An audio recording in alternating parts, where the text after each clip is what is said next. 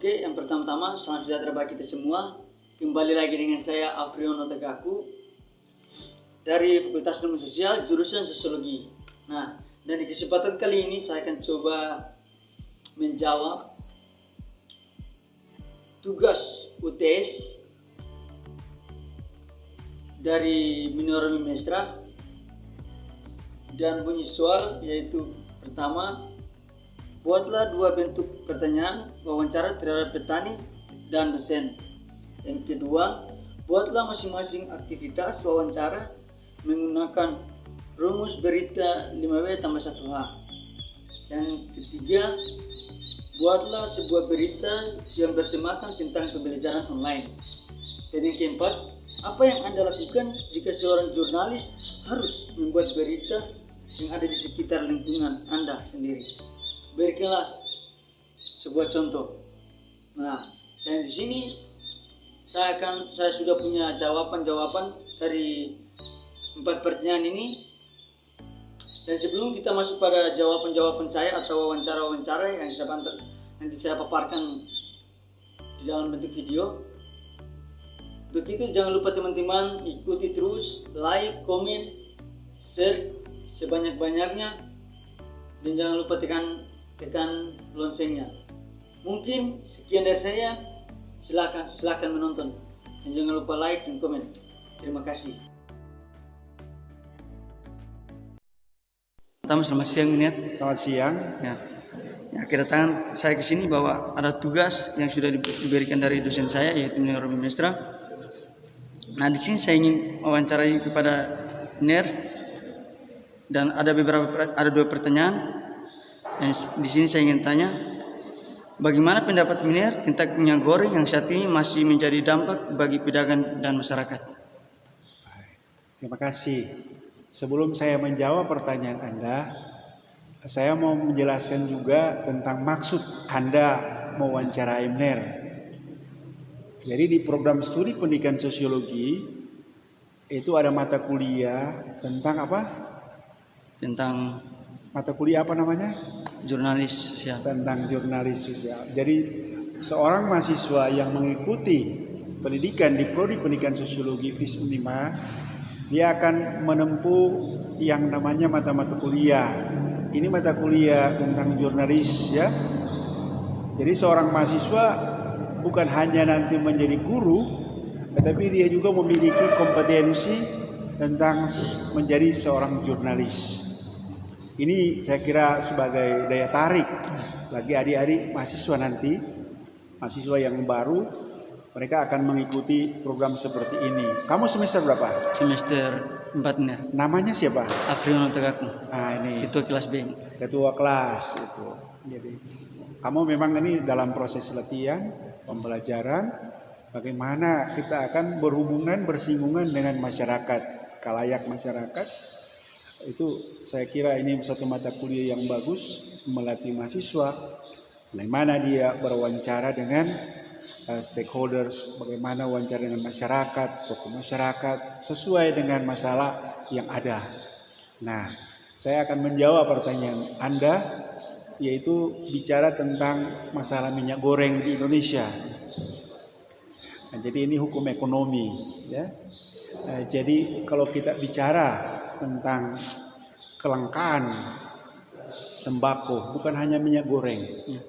Biasanya di setiap tahun mengawali ini bulan puasa, bulan Ramadan bagi kaum muslim, atau ada acara-acara yang besar, misalnya kenaikan misalnya gaji dari PNS, ada juga THR dan lain-lain, itu akan berdampak kepada ekonomi yang ada di negara kita. Itu dari tahun ke tahun seperti itu. Nah, tentu kita tidak hanya sekedar menjawab seperti itu.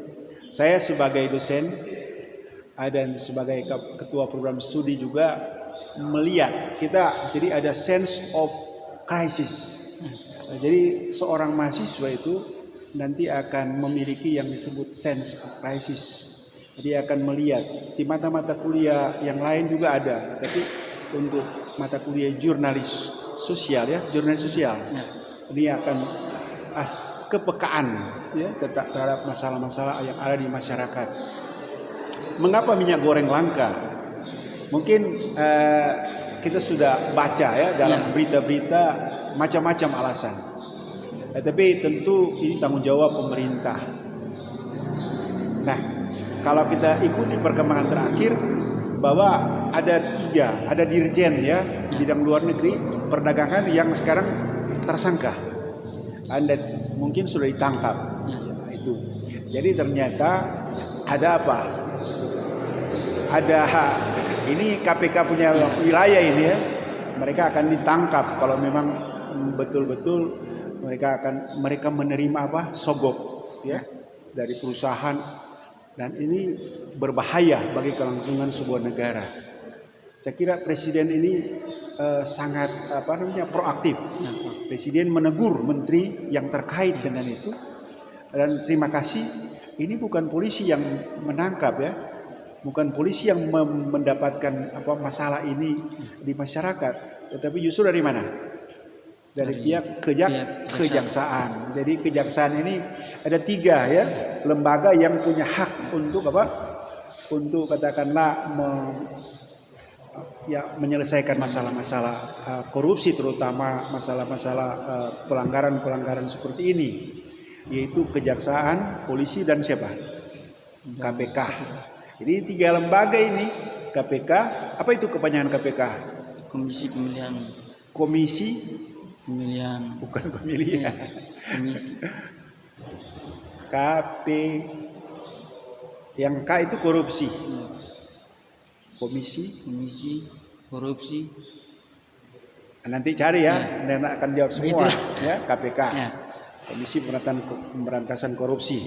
Baru ada polisi dan dari pihak kejaksaan. Nah, ini berita yang saya kira terpercaya bahwa dari pihak kejaksaan telah menemukan biang kerok ya terjadinya masalah kelangkaan minyak goreng di Indonesia, yaitu ada apa? Jadi mereka menerima sogok. Jadi menerima sogok dari siapa? Dari tentu yang punya modal, pemilik modal. Nah, ini dalam kaitan dengan pihak luar negeri. Inilah bahaya ya, kita masih ada oknum-oknum pejabat, pimpinan yang dipercaya tetapi menyalahgunakan kekuasaannya untuk memperkaya diri sendiri. Ini namanya korupsi. Nah, ini mudah-mudahan di negara kita, negara yang sangat ya menghormati ini, bagaimana masyarakat itu harus diperjuangkan. Justru mereka menindas ya masyarakat. Banyak kemiskinan terjadi akibat korupsi.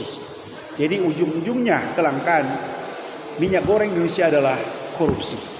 Mari sebagai adik-adik calon sarjana ya, ini mari kita coba lihat satu masalah yang sangat besar ini, itu membahayakan kelangsungan negara, dan yang paling sengsara adalah masyarakat kita sendiri ya. Mungkin ini jawaban saya. Oke, terima kasih Miner atas jawabannya. Yang kedua Miner, menurut pemikiran Miner, apakah minyak goreng ini masih menjadi kebutuhan Miner sehari-hari? Minyak goreng, iya. Inilah Indonesia ini negara yang keberapa terbesar di dunia, populasi, penduduknya berapa? Jadi penduduk Indonesia itu sudah berada pada ranking ketiga atau keempat ya di dunia. Penduduk yang paling banyak di dunia negara mana? Cina. RRC. Itu 1 miliar lebih. Baru yang kedua mana? India. Yang ketiga dulu Uni Soviet, tapi Uni Soviet sudah pecah ya, sudah jadi negara-negara bagian. Jadi yang ketiga ini Indonesia. Indonesia termasuk negara padat, negara yang penduduknya. Nah, pertanyaan tadi apa? Menurut pemikiran Miner, apakah minyak goreng ini masih menjadi kebutuhan Miner sehari-hari? Iya, ini. Jadi masyarakat Indonesia itu masyarakat yang berada di negara tropis, ya. Nah, bahan baku dari minyak goreng atau ya katakanlah ya minyak goreng adalah dari kelapa sawit. Indonesia adalah negara yang paling nomor 2 atau nomor 1. Itu kita bersaing dengan Malaysia yang mengkonsumsi minyak goreng ya dari kelapa sawit. Dan memang dari turun temurun negara Indonesia itu adalah yang mengkonsumsi ini minyak goreng. Ya. Makanya banyak penyakit yang muncul ya akibat minyak goreng lemak ini. Tapi enak ya kalau minyak goreng, kita jangan tegang ini ya, mesti tersenyum. Jadi gara-gara kita mengkonsumsi konsumtif ya. Konsumtif berarti doyan menggunakan minyak goreng, apa-apa makanan itu digoreng. Ada apa? Enak. Kalau ikan digoreng, ikan apa yang paling enak digoreng? Pernah makan ikan goreng? Pernah. Enak ya? Coba kalau ikan cuma direbus, enak enggak? Enggak enak. Makanya karena digoreng enak. Jadi masyarakat kita masih fokus konsumtif pada minyak goreng. Otomatis penduduk kita yang banyak berapa ratus juta di Indonesia ini, itu kalau setiap hari mengkonsumsi minyak goreng, wah berapa ton, berapa juta ton ya untuk diproduksi. Untung kita punya punya sumber alam itu kelapa sawit. Cuma kita yang memproduksi kelapa sawit, tapi kita kekurangan minyak goreng. Ini kan pertanyaan. Kamu pernah dengar pepatah ayam mati di atas lumbung padi? Kamu pernah lihat lumbung padi? Iya, ada lumbung padi, terus mati di atas lumbung padi. Berarti ayam ini bodoh ya? Nah, gitu. Jadi kita juga akan begitu. Kita punya produksi kelapa sawit, minyak goreng banyak, tetapi kita kekurangan. Jadi impossible, tidak masuk akal. Nah, setelah ditelusuri, dicari masalahnya ternyata korupsi. Nah, jadi pertanyaan kedua adalah kita akan tetap menggunakan minyak goreng sebagai bahan pokok, bahan rumah tangga, kebutuhan di dalam keluarga. Ini mungkin ya jawaban saya. Terima kasih Miniar atas jawabannya. Nah, kita tangkap saya ke sini bahwa saya ditugaskan dari dosen saya. Saya dari Fakultas Ilmu Sosial, jurusan Sosiologi. Dan di sini saya akan mewawancarai Bapak yang ada di sawah. Dan di saat ini ada beberapa pertanyaan yang saya sudah buat. Kira-kira Bapak sejak kapan Bapak melakukan kegiatan menanam padi di sawah ini? Kalau selama dalam pengolahan lahan ini dia, kalau sementara ini padi ini sudah berumur 2 bulan.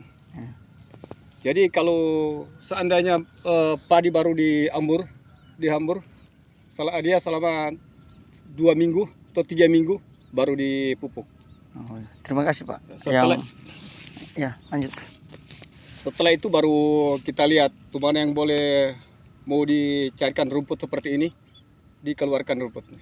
Nah, terima kasih Pak. Yang poin kedua, sudah berapa lama Bapak menjadi seorang petani sawah? Sekitaran 15 tahun. 15 tahun ya Kang. Ya, oke, terima kasih Bapak. Cuman itu pertanyaan saya. Makasih. Ya, itulah hasil wawancara pada pertanyaan poin 1. Dan kita akan masuk sekarang pada poin kedua, yaitu buatlah masing-masing aktivitas wawancara menggunakan rumus berita 5W tambah 1H. Nah, simak jawaban berikut. Terima kasih. Selamat siang Kang. Ya, maafkan kami sebelumnya. Kedatangan saya ke sini bahwa saya ditugaskan dari dosen saya untuk mewawancarai siapa saja. Dan di saat ini saya akan mewawancarai Kang dengan ada beberapa pertanyaan yang saya sudah buat. Yang pertama, mengapa pembelajaran online ini masih saja digunakan? Yang kedua, bagaimana solusi Kang sehingga COVID-19 ini bisa pulih kembali? Oke, terima kasih dari saudara. Siapa nama? Sudah ya. Baiklah, Kak akan menjawab pertanyaan dari Abdul Tegakku.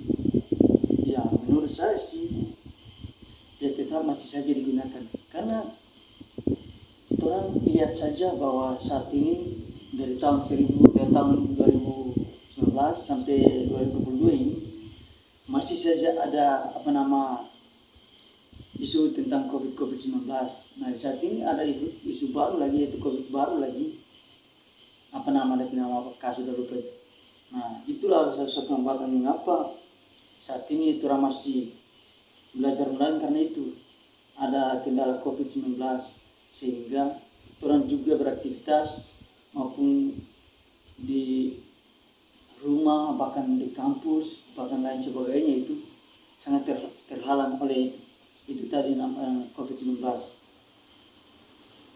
Nah, yang kedua atau tadi yang tadi itu dalam solusi K. Nah, kalau menurut K ini solusinya itu agar bagaimana orang saling mematuhi kesehatan atau protokol kesehatan, kemudian orang selalu berdoa agar COVID-19 ini bisa pulih di tahun ini ke depan, sehingga ada yang namanya COVID lagi. Mungkin itu saja sih menurut dari Kak. Intinya itu orang selalu mematuhi protokol dan selalu berdoa semoga COVID ini bisa selesai. Terima kasih. Oke, terima kasih Kak atas kesempatan dan waktunya. Maaf sudah mengganggu Kak. Sekarang kita masuk pada jawaban poin ketiga atau pertanyaan ketiga, yaitu buatlah sebuah berita yang bertemakan tentang pembelajaran online. Simak video berikut. Baiklah teman-teman, dan di saat ini saya akan coba menjelaskan berita tentang pembelajaran jarak jauh atau daring. Nah, di sini saya cuma kasih informasikan bahwa di sini saya dapatkan berita tentang mengenai dengan pembelajaran online. Nah, so pasti di era zaman sekarang ini sangat berbeda dengan tahun-tahun sebelumnya. Nah, dari tahun 2019 sampai di tahun sekarang ini, mahasiswa masih menggunakan pembelajaran jarak jauh atau daring, dan merupakan hal yang baru bagi kehidupan pendidikan saat ini. Semua sekolah menerapkan sistem pembelajaran jarak jauh untuk menjalankan aktivitas sistem pembelajaran jarak jauh, baik itu mengerjakan tugas ataupun ulangan macam lainnya. Nah, namun dari manfaatnya pembelajaran jarak jauh pun tidak maksimal. Mengapa?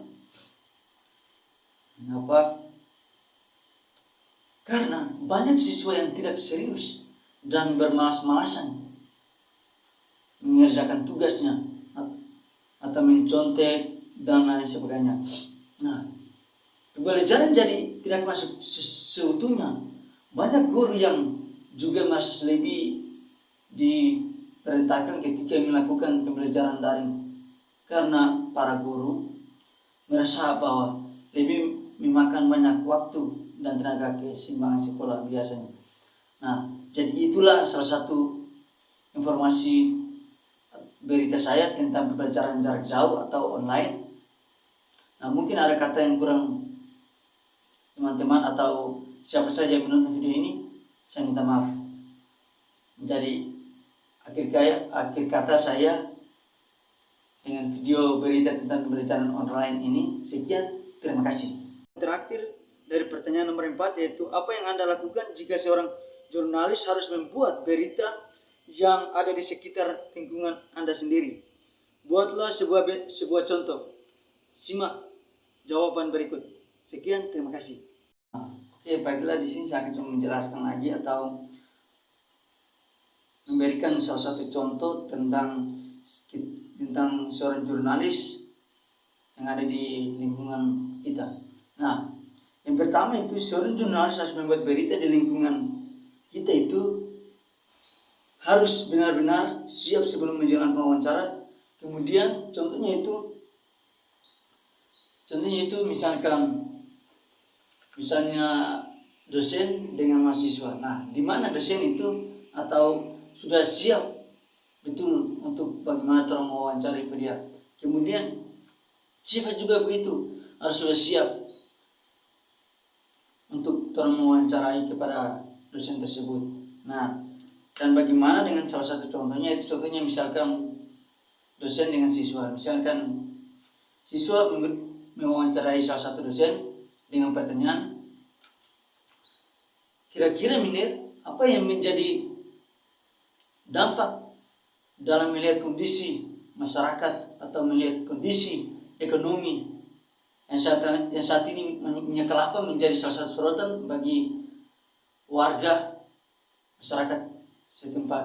Nah, itu kan salah satu contoh salah satu contoh berita yang orang buat di lingkungan tersendiri.